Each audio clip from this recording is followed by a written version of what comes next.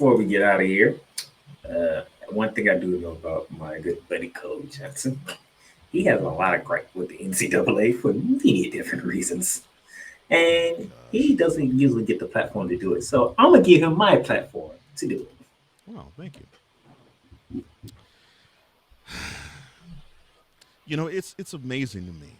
It really is that we think of this as a governing body that's supposed to be all for the amateur athlete. And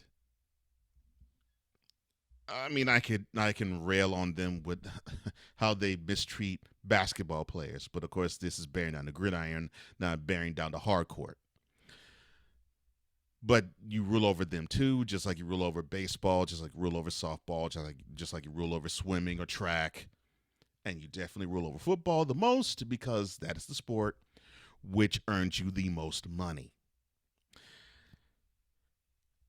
You claim that you are the arbiters of the sport. You claim that you are the caretakers of it. You claim that you have the best interest of the college athlete. Nothing is further from the truth. What you all are aligned in doing is having your pockets be fatter by the game.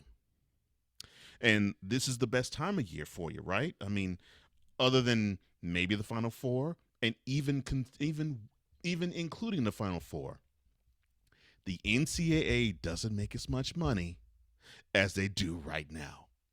The bowl system and the and you loop in the college football semifinal and the national championship. Of course, that will end this year.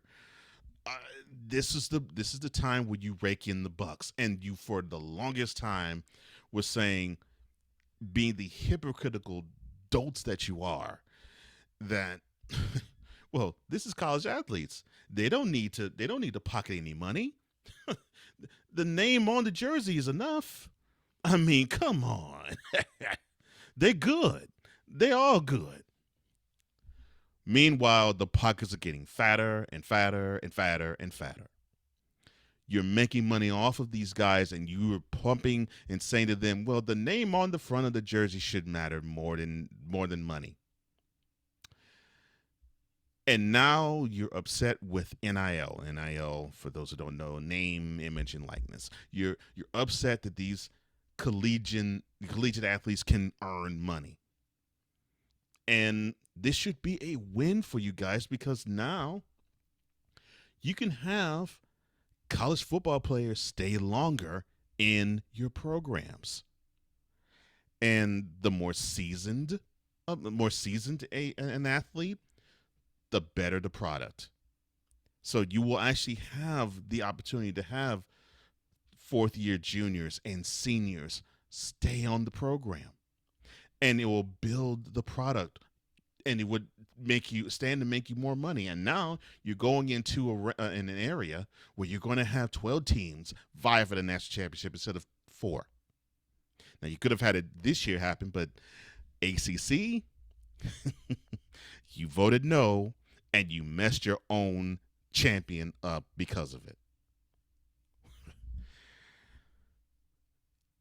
The only motivating factor that you'll have is money. It's not the best interest of the schools. It's not the best interest of the deans. It's not the best interest of the programs. It's the best interest of your governing body. If it doesn't make dollars, it doesn't make sense. That is your motto. But you can't put that out there because you don't want to promote the fact that Indianapolis, which is where the headquarters of the NCAA is greedy. You don't want to put that out there, but you are. You're greedy. You want to dip your hand in every single cookie jar known to man or woman.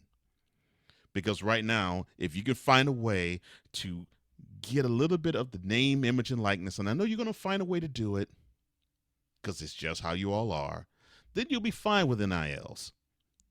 But you just can't profit. And while I'm saying profit, I find it I find it ridiculous that we can talk about a governing body that cares about the student athlete, yet when we had Coach Prime in Jackson State, he shined a huge light on the fact that you have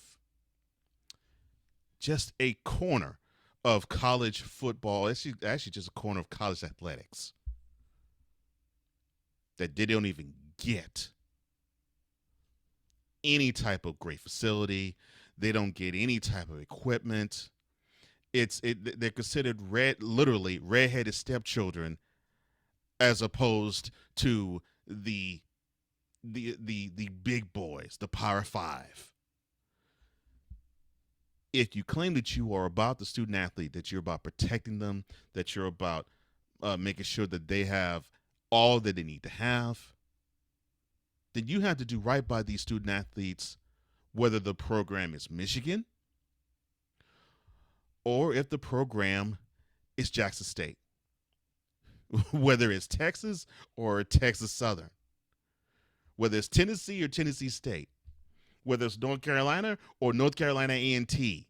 You got to stand up for those programs as you would if they are the programs that come every January and every April. They will give you the most money because they will put the most eyeballs on the screen, and you'll capture the most interest from those who love your product. You all are hypocrites. And you have proved it in many different ways, shapes, forms, and fashions all throughout these decades. And with the college football playoff, you proven to be hypocrites again. You care about the schools? No.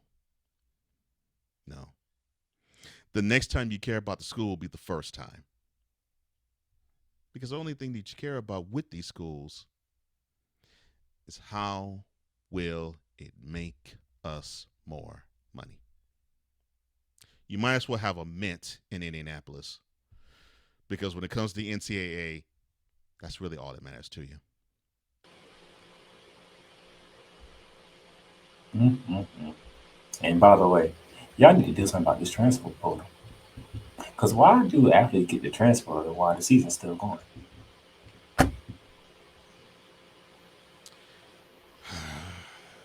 They can find a way to tinker with that too.